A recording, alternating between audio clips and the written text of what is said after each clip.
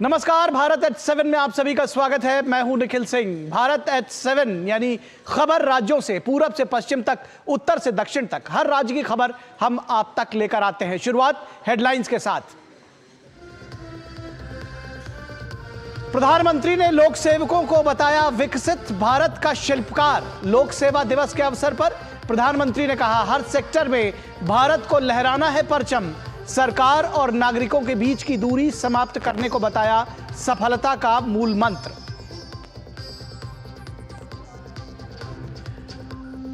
अमेरिकी उपराष्ट्रपति JD Vance Bharat दौरे पर। एयरपोर्ट पर केंद्रीय मंत्री अश्विनी वैष्णव ने जेडी वेंस और उनके परिवार का स्वागत किया।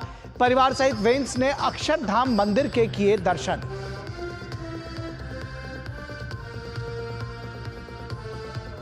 गृह मंत्री अमित शाह ने 3 नए आपराधिक कानूनों के क्रियान्वयन की समीक्षा के लिए छत्तीसगढ़ के मुख्यमंत्री विष्णुदेव साय के साथ की बैठक।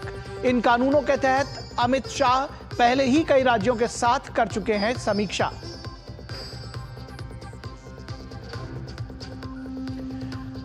भाजपा प्रदेश अध्यक्ष सुकांता मजूमदार ने मुर्शिदाबाद में हिंसा पीड़ित लोगों से की मुलाकात। कहा, ममता बनर्जी हिंदुओं पर हो रहे अत्याचार पर नहीं लगा पा रही लगाम।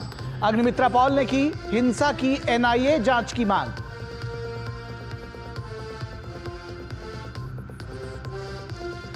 और नक्सल मुक्त भारत अभियान को बड़ी सफलता। झारखंड के बोकारो में सुरक्षा बलों ने 1 करोड़ के इनामी सहित 8 नक्सलियों को किया ढेर।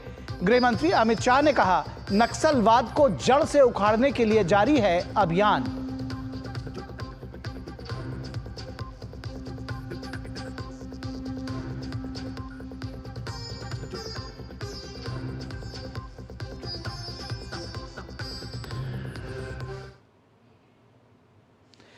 तो सबसे पहले बात करेंगे भारत एट 7 में बंगाल की, जहां पर तनाव हिंसा के बाद बना हुआ है और बंगाल में केंद्रीय बलों पर ही जो लोग हैं उनको भरोसा है। संसद से पारित वक्फ कानून के विरोध की आड़ में कट्टरपंथी भीड़ की हिंसा की वजह से जल रहे मुर्शिदाबाद में केंद्रीय सुरक्षा बलों की मौजूदगी की वजह से स्थिति सामान्य होती नजर आ रही है। लेकिन हिंसा पीड़ित परिवारों का भरोसा राज्य की ममता सरकार और पुलिस से उठ गया है। वहीं आज भाजपा प्रदेश अध्यक्ष ने भी मुर्शिदाबाद की हिंसा पीड़ित परिवारों से मुलाकात की। मुर्शिदाबाद में केंद्रीय बलों ने रोका कट्टरपंथियों का उत्पात। मुर्शिदाबाद में वक्फ अधिनियम के विरोध की आड़ में हुआ था हिंदू समुदाय पर हमला। मुर्शिदाबाद में केंद्रीय बलों की तैनाती से हालात काबू में। बीएसएफ, सीआरपीएफ और रैपिड एक्शन फोर्स की मौजूदगी ने शांति बहाली में निभाई अहम भूमिका। हिंसा पीड़ित परिवारों को ममता सरकार पर नहीं है भरोसा। संसद से पारित वक्फ कानून के विरोध की आड़ में भड़के हिंसा की आग में झुलस रहे मुर्शिदाबाद में केंद्रीय सुरक्षा बलों की मौजूदगी की वजह से अब हालात सामान्य होने लगे हैं। दुकानें खुल रही हैं, लोग घरों से निकल रहे हैं, मगर लोगों के मन में फिर से अशांति पनपने को लेकर डर भी है। जिस तरह से कट्टरपंथी मुस्लिम भीड़ ने मुर्शिदाबाद में अल्पसंख्यक हिंदुओं पर हमला किया और स्थानीय प्रशासन ने कोई कार्रवाई नहीं की, इसको लेकर भी पीड़ित पक्ष में काफी गुस्सा देखा जा रहा है। केंद्रीय सुरक्षा बलों की कमान संभालने के बाद धुलियान में स्कूल भी खुल रहे हैं और बच्चे कड़ी सुरक्षा में स्कूल जा रहे हैं। लेकिन लोगों का सवाल यही है कि केंद्रीय सुरक्षा बलों के जाने के बाद आखिर क्या होगा। करीब 11 तारीख को, आज हुआ है 21 तारीख। आज पहली बार 11 तारीख के बाद पहली बार आज जा रही है स्कूल। आज 21 तो ये प्रॉब्लम हुआ था, ये भाई झमेला हुआ था धुलियान में, इस कारण से स्कूल बंद था। और यहाँ से मैक्सिमम स्टूडेंट यहाँ से जाता है फरक्का डीपीएस में। लगभग 10 दिन ट्यूशन बंद हो गया। प्राइवेट इफेक्ट पड़ेगा, 10 दिन स्कूल बंद रहेगा। वहीं आज पश्चिम बंगाल बीजेपी के अध्यक्ष सुकांत मजूमदार मुर्शिदाबाद पहुंचे हैं। इस दौरान उन्होंने हिंसा पीड़ित परिवारों से मुलाकात की और न्याय दिलाने के लिए हर संभव सहायता का भरोसा दिलाया। इस मौके पर उन्होंने राज्य सरकार पर निशाना साधते हुए कहा कि मुर्शिदाबाद में हिंदुओं पर लगातार अत्याचार हो रहा है। बंगाल सरकार और बंगाल के मुख्यमंत्री ने अब तक इस घटना की निंदा तक नहीं की है। 11 तारीख को इस मंदिर को पूरी तरीके से वैंडलाइज किया गया। देव देवियों की मूर्ति जो थी, उस मूर्ति को तोड़ा गया और उस मूर्ति को अपमानित भी किया गया। टोटल 56 शॉप्स जो हिंदुओं के थे उसे तोड़ दिया गया, पूरी तरीके से लूट लिया गया। एक भयंकर स्थिति यहाँ पे किया गया और ममता बनर्जी की पुलिस और ममता बनर्जी खुद इसके बारे में एक भी निंदा का शब्द उन्होंने अभी तक इशू नहीं किया, जारी नहीं किया। तृणमूल कांग्रेस की तरफ से और ममता बनर्जी की तरफ से स्पेशली इस तरीके की घटना की निंदा करती हुई कोई भी स्टेटमेंट नहीं आया। वहीं मुर्शिदाबाद हिंसा मामले में दायर दोनों याचिकाओं को याचिकाकर्ताओं ने वापस ले लिया है। याचिकाकर्ता ने मौजूदा याचिका वापस लेकर बेहतर तरीके से तैयार नई याचिका दायर करने की अनुमति मांगी। सुप्रीम कोर्ट ने याचिका वापस लेने की अनुमति दे दी है। मालदा और मुर्शिदाबाद में हुई हिंसा ने सियासी पारे को पश्चिम बंगाल में बढ़ाया हुआ है, जहां राज्य सरकार बीजेपी और केंद्रीय सुरक्षा बलों पर आरोप लगा रही है, तो दूसरी तरफ बीजेपी लगातार राज्य सरकार को कटघरे में खड़ा करते हुए नजर आ रही है। बीजेपी के प्रदेश अध्यक्ष सुकांत मजूमदार ने आज मुर्शिदाबाद का दौरा किया और राज्य सरकार को कटघरे में खड़ा किया, लेकिन इन सब के बीच पीड़ितों को अभी भी न्याय की उम्मीद नजर नहीं आ रही है। देखने वाली बात यह होगी कि पश्चिम बंगाल की मुख्यमंत्री ममता बनर्जी किस तरीके से पीड़ितों को न्याय की उम्मीद दिलाती और उनकी वापसी उनके घरों तक कराती हैं। कैमरा पर्सन जगमोहन के साथ निशांत राय, डीडी न्यूज, कोलकाता। और बीजेपी नेता अग्निमित्रा पॉल ने पश्चिम बंगाल हिंसा मामले पर ममता बनर्जी को इसका दोषी करार दिया। उन्होंने कहा कि राष्ट्रीय महिला आयोग और राष्ट्रीय मानवाधिकार आयोग ने अपनी रिपोर्ट सौंप दी है। रिपोर्ट में मुर्शिदाबाद की भयानक स्थिति का पूरा विवरण राज्यपाल को दिया है। पश्चिम बंगाल के सनातनी हिंदू बहुत भयानक स्थिति में हैं। रिपोर्ट में साफ लिखा गया है कि ये कोई दंगा नहीं है, बल्कि ये टीएमसी विधायकों पार्षदों द्वारा बहुत ही योजनाबद्ध तरीके से किया गया है। राज्य में दंगा भड़काने में ममता बनर्जी का पूरा समर्थन और हाथ है। और इसके साथ ही इस मामले को गंभीरता को देखते हुए हम एनआईए जांच चाहते हैं ताकि सच्चाई सामने आ सके। एनसीडब्ल्यू बोलिए, एनएचआरसी बोलिए, आज सब कोई रिपोर्ट दे रहे। और मुर्शिदाबाद में जो हुआ है, जो भयंकर स्थिति है अभी भी, उसका पूरा विवरण दिए हैं ऑनरेबल गवर्नर को।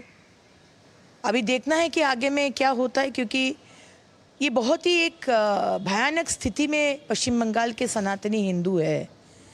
आज ये कोई दंगा नहीं है, ये बहुत प्लान करके 3 महीना से प्लान करके वहाँ ममता बनर्जी का पूरा सपोर्ट, पूरा हाथ है। और ममता बनर्जी को हम देखे ही है जो स्टेटमेंट वो दिए है कि हम लोग ये वक़्फ़ आइन को यहाँ पर लागू करने नहीं देंगे, आप लोग को कुछ कहना है तो केंद्र में करिए। हम लोग को एनआईए इन्वेस्टिगेशन चाहिए ताकि सच निकल के आए।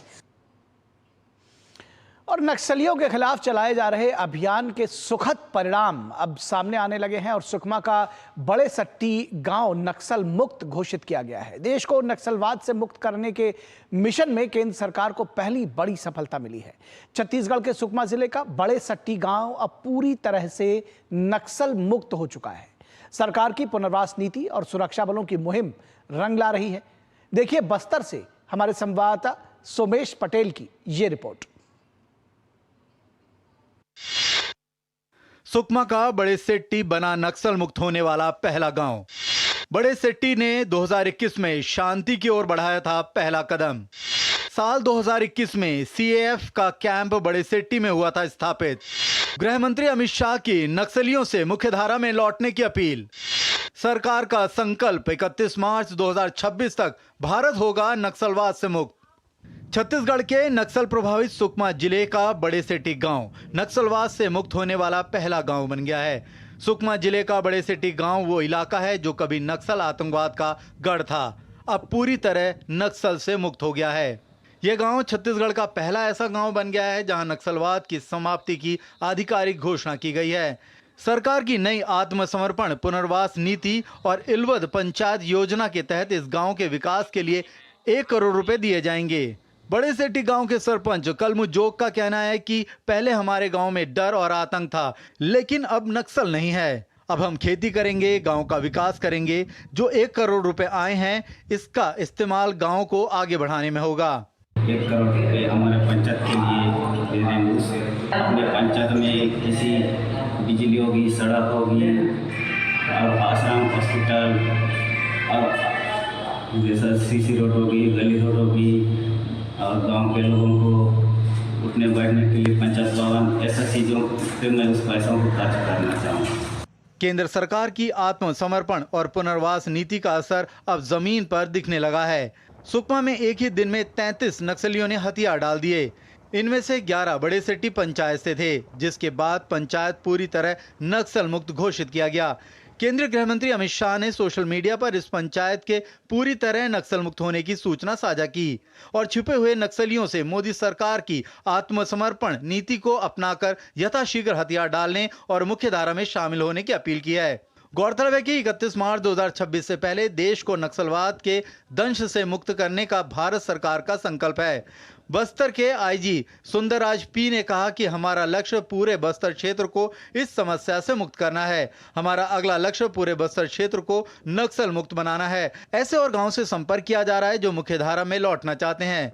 हम इस अवसर पर बस्तर संभाग के अन्य जो नक्सल प्रभावित ग्राम पंचायत से अपील करना चाहते हैं, उनकी ग्राम पंचायत में भी नक्सल गतिविधि को समाप्त करते हुए जो क्षेत्र में नक्सल संगठन के लिए काम करने वाले व्यक्तियों को आत्मसमर्पण कर शासन की इस घोषणा का, इस जो पॉलिसी का फायदा उठाकर क्षेत्र की जनता को विभिन्न प्रकार के विकासकारी एवं कल्याणकारी कार्यों से उन्हें लाभान्वित कर सकता है। बड़े सेट्टी का नक्सल मुक्त होना सिर्फ एक गांव की जीत नहीं है, ये उस परिवर्तन की शुरुआत है जिसमें खौफ की जगह अब विश्वास ने ले ली है। जहां कल तक बंदूकें थी, अब वहां विकास की योजनाएं हैं।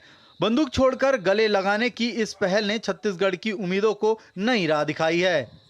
बस्तर संभाग के सुकमा जिले के बड़सेट्टी गांव, जो कभी नक्सलियों के खौफ के गिरफ्त में था, आज नक्सलवाद से पूरी तरह से आजाद होकर छत्तीसगढ़ का पहला नक्सल मुक्त गांव बन गया है। यह बदलाव किसी एक प्रयास का नहीं, बल्कि सरकार की दूरदृष्टि, सुरक्षा बलों की निस्वार्थ सेवा और गांव वासियों की अटूट आस्था का परिणाम है। Somesh Patel, DD news, Chhattisgarh. और यहां रुकेंगे एक छोटे से ब्रेक के लिए, कहीं मत जाइएगा, जल्द हाजिर होंगे। सस्ते वाले दाल मसाले स्वाद हुआ बेकार, MDH की हल्दी मिर्ची धनिया करे कमाल। ये रंग दे, ये खुशबू दे, ये तीखा, ये कम पड़े, क्या निराला MDH मसाला। जब धरती चीर कर निकलता है लोहे का पत्थर और मिलता है मोंगिया के जोश से, फिर तपता है, पिघलता है और बनता है फौलाद। अब होता है सरिया सारी खूबियों के साथ। मोंगिया स्टील, मजबूत देश का मजबूत सरिया। पैसे बड़े बदल गए हो यार, अब जेब से नहीं स्कैनर से आते हो, फिर भी बोनी पर सर लगाए जाते हो। पापा तिजोरी में नहीं, लेकिन महफूज अब भी हो, बदले हो, लेकिन इतना भी नहीं बदले हो। हेलो जी, 450, मैं सिर्फ 400। पॉकेट खाली हो, फिर भी पॉकेट में मनी हो।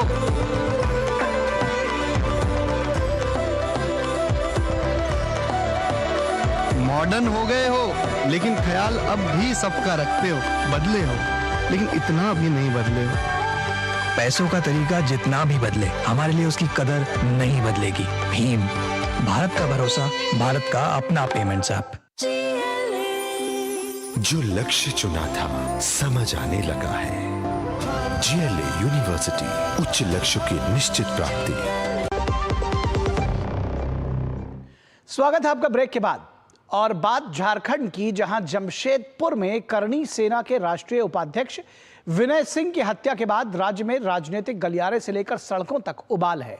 भाजपा प्रदेश अध्यक्ष बाबूलाल मरांडी ने आरोप लगाया है कि राज्य में अपराधी बेलगाम हैं और कई जिले अपराध के गढ़ बनते जा रहे हैं। हत्याकांड से आक्रोशित करणी सेना ने राज्य सरकार के खिलाफ बिगुल फूंक दिया है। झारखंड में कानून व्यवस्था का बुरा हाल, अपराधी हुए बेलगाम। करणी सेना के राष्ट्रीय उपाध्यक्ष की जमशेदपुर में हत्या से स्थानीय लोगों में उबाल, राजनीति भी गरमाई। भाजपा ने झारखंड की कानून व्यवस्था पर उठाए सवाल। बाबूलाल मरांडी ने कहा, झारखंड के कई शहर अपराध के बने गढ़। झारखंड में जिंदगी सस्ती और अपराधी बेलगाम हो गए हैं। लौह नगरी जमशेदपुर में अपराधियों से लोहा लेने में पुलिस का सिस्टम फेल दिख रहा है। करणी सेना के राष्ट्रीय उपाध्यक्ष विनय सिंह की हत्या ने राज्य की विधि व्यवस्था की पोल खोल दी है। झारखंड की औद्योगिक नगरी जमशेदपुर रविवार को गोलियों की आवाज से थर्रा उठी। भीड़भाड़ वाले इलाके में करनी सेना के राष्ट्रीय उपाध्यक्ष की गोली मारकर हत्या कर दी गई। परिवार द्वारा गुमशुदगी की सूचना पर तकनीक का सहारा लेकर पुलिस ने उनके शव को संदिग्ध हालत में एक खेत से बरामद किया। मृत्यु हुई है यहाँ पे, उसी के संदर्भ में यहाँ पे लोगों के द्वारा डिमना चौक को जाम किया गया। अभी हम लोग काम कर रहे हैं जो है मतलब, बट उसमें हम लोग अभी शेयर करने की स्थिति में नहीं है। हत्या के बाद लौह नगरी में लोगों का गुस्सा उबाल पर है। करनी सेना के कार्यकर्ताओं और स्थानीय लोगों ने हत्याकांड के विरोध में NH-33 को काफी देर तक जाम रखा और दोषियों की गिरफ्तारी की मांग की। पुलिस प्रशासन अपराधियों पे लगाम छोड़ करके हेलमेट चेकिंग और गाड़ी सीट बेल्ट पे ही परेशान है, जिसका ये परिणाम है। करनी सेना ने इस हत्याकांड के विरोध में राज्य सरकार के खिलाफ बिगुल फूंक दिया है। करनी सेना के नेता प्रवीण सिंह ने आरोप लगाया कि झारखंड में कानून व्यवस्था ध्वस्त हो चुकी है और कोई सुरक्षित नहीं है। झारखंड सरकार से पूछना चाहता हूं कि आखिर रांची जैसे राजधानी में कभी अनिल टाइगर जैसे व्यक्ति की हत्या की जाती है, कभी जमशेदपुर जैसे शहर में विनय कुमार की हत्या कर दी जा रही है। आए दिन अपराधी बेलगाम होकर के घूम रहे हैं यहाँ पर, इस पर कोई अंकुश नहीं लगा पा रही है ये झारखंड सरकार। राजनीति भी इस हत्याकांड से गर्मा गई है। भाजपा के प्रदेश अध्यक्ष बाबूलाल मरांडी ने आरोप लगाया है कि पुलिस प्रशासन की शिथिलता की वजह से राज्य के कई जिले अपराध के गढ़ बनते जा रहे हैं। उन्होंने करनी सेना के राष्ट्रीय उपाध्यक्ष विनय सिंह की हत्या पर संवेदना व्यक्त करते हुए कहा कि लौह नगरी जमशेदपुर में भी अपराधी बेलगाम हो चुके हैं और बेखौफ होकर इस तरह की घटनाओं को अंजाम दे रहे हैं। श्री मरांडी ने कहा कि राजधानी रांची में भी कानून व्यवस्था बद से बदतर होती जा रही है। भाजपा प्रदेश अध्यक्ष ने पुलिस प्रशासन की कार्यशैली पर निशाना साधा और दोषियों को जल्द गिरफ्तार करने की मांग की। इधर विधायक पूर्णिमा साहू ने कहा कि जमशेदपुर के लोग पिछले 5 वर्षों से दहशत में हैं और राज्य की जनता त्राहिमाम कर रही है। वहीं राज्य के स्वास्थ्य मंत्री इरफान अंसारी ने कहा कि जल्द ही मामले का खुलासा हो जाएगा। आज विविध विधि व्यवस्था राज्य की पूरी तरह से चरमरा गई है। आज जो थाने हैं इन्हें टारगेट दे दिया गया है कि आप वसूली का काम कीजिए। ठीक है, एक घटना घटी, मैंने देखा मॉर्निंग में। उस परिवार के प्रति मेरी भी संवेदना है और घटना क्यों है नहीं हो पता चल रहा है। 2 दिन पहले भी जमशेदपुर से सटे कांड्रा में दिन दहाड़े अपराधियों ने व्यापारी संजय बर्मन को भी गोली मारी थी। इस तरह की घटनाएं इन दिनों झारखंड में सामान्य सी हो गई है। झारखंड की विधि व्यवस्था एक बार फिर सवालों के घेरे में है और अपराधी वारदातों को अंजाम देकर पुलिस प्रशासन को चुनौती दे रहे हैं। करनी सेना के राष्ट्रीय उपाध्यक्ष की हत्या सुरक्षा व्यवस्थाओं पर प्रश्न चिन्ह खड़ा करती है, क्योंकि ये यक्ष प्रश्न लोगों की सुरक्षा से जुड़ा है। डीडी न्यूज के लिए राजेश कुमार लालदास और विकास के साथ मैं दिवाकर कुमार। और यहां रुकेंगे एक ब्रेक के लिए, कहीं मत जाइएगा, जल्द हाजिर होंगे।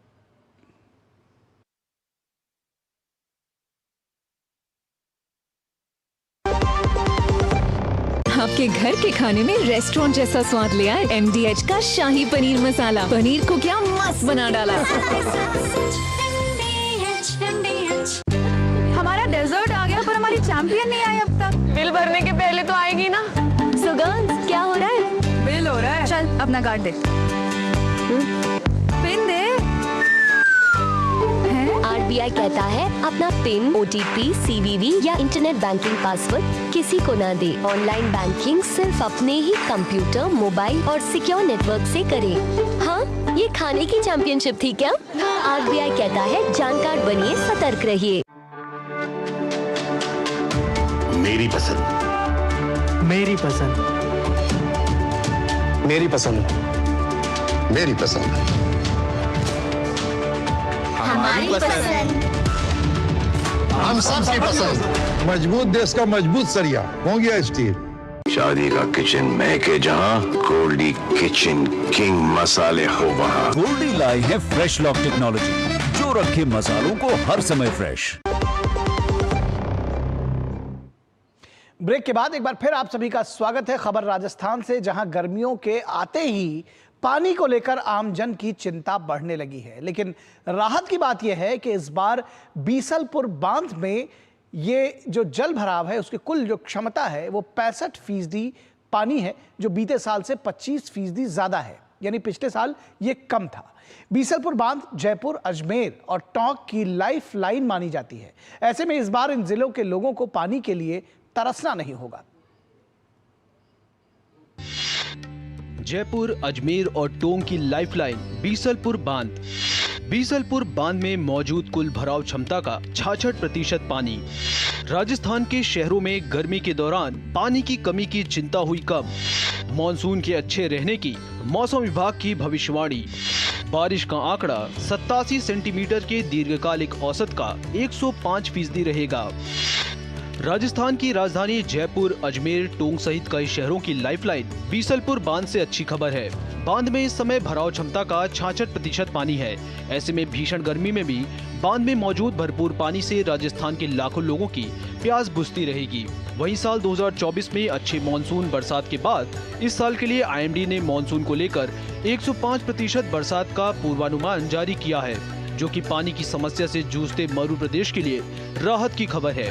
प्रदेश में भीषण गर्मी के बीच वाष्पीकरण जैसी प्राकृतिक समस्या से भले ही बांध का पानी घटता हो, लेकिन 38.5 TMC की क्षमता वाले बांध में वर्तमान में लगभग 25 TMC पानी मौजूद है, जो कि आने वाले 1 साल से ज्यादा समय तक पेयजल के लिए पर्याप्त है। अभी हमारे प्री मानसून विजिट आज हमने किया है। अगले 15-20 दिन बाद हम इसके होली ग्रेसिंग सभी गेट की करवाएंगे हम इसमें। पिछले साल की तुलना में अभी पानी बिल्कुल पर्याप्त है, कोई दिक्कत नहीं है इसमें, और आगे आने वाले जो भी समर सीजन में कोई दिक्कत नहीं है। 2024 में बीसलपुर बांध पर मानसून खूब मेहरबान रहा और अपने निर्माण काल से अब तक 7वीं बार बीसलपुर बांध पूरी तरह से भरकर छलक उठा। जयपुर, अजमेर और टोंक की लाइफलाइन बीसलपुर बांध में मौजूदा पानी के आंकड़ों पर नजर डाली जाए तो यह बात साफ है कि प्रतिदिन पेयजल के लिए 1000 MLD पानी जलदाय विभाग लेता है। उस सूरत में आने वाले 1 से 1.5 साल तक के लिए बांध में पर्याप्त मात्रा में पेयजल के लिए पानी मौजूद है। वहीं बीसलपुर बांध प्रशासन हर हालत पर नजर बनाए रखने के साथ ही आगामी मानसून की तैयारियों में भी जुट गया है। बीसलपुर में इस वर्ष जो है पर्याप्त मात्रा में पानी उपलब्ध है, जो लगभग 65-66% उपलब्ध है। गत वर्ष के मुकाबले बहुत अच्छा क्वांटिटी में उपलब्ध है। रही वाष्पीकरण की बात, तो वाष्पीकरण एक नेचुरल प्रोसेस है जिसको नहीं रोका जा सकता। वाष्पीकरण तो होगा, लेकिन उस वाष्पीकरण के कारण भी कोई विशेष पानी की हानि नहीं होगी। मौसम विभाग ने इस साल 105% बारिश का अनुमान जताया है। स्थानीय लोग बीसलपुर बांध में पर्याप्त पानी होने की वजह से काफी खुश हैं। बीसलपुर बांध टोंक जिले के लिए, किसानों के लिए वरदान साबित हो रहा है। गत वर्ष भी बीसलपुर बांध भरने से क्षेत्र के किसानों को पानी की आपूर्ति हुई और पेयजल के लिए पानी प्राप्त मिला। बीसलपुर से किसानों को पूरी उम्मीद है और पूरे जिले के किसान इस साल खुश हैं। सरसों, गेहूं, चना सब फसलों में पर्याप्त सिंचाई का पानी मिला है। अच्छी बारिश हुई है किसानों के लिए और बीसलपुर में 66% पानी बचा हुआ है और गेहूं, चना, जो सरसों अच्छी पैदावार हुई है इस बार, और आगे उम्मीद है मानसून अच्छा रहेगा और सबके चेहरे पर खुशी रहेगी। राजस्थान के टोंक जिले के देवली उपखंड में बनास नदी पर बने बीसलपुर बांध को जयपुर, अजमेर और टोंक की लाइफलाइन कहा जाता है। इस बांध से एक अनुमान के मुताबिक 1 करोड़ 20 लाख से ज्यादा आबादी की प्यास बुझती है। बीसलपुर बांध में मौजूद है लगभग 66% पानी, जो कि पिछले साल के मुकाबले 26% ज्यादा है। आने वाले गर्मी के इस मौसम में बांध जो है जयपुर, अजमेर, टोंक सहित तमाम जो जनता इस बांध से जुड़ी है उनकी प्यास बुझाने में कामयाब होगा। Ravi Taylor, DD news, Tonk.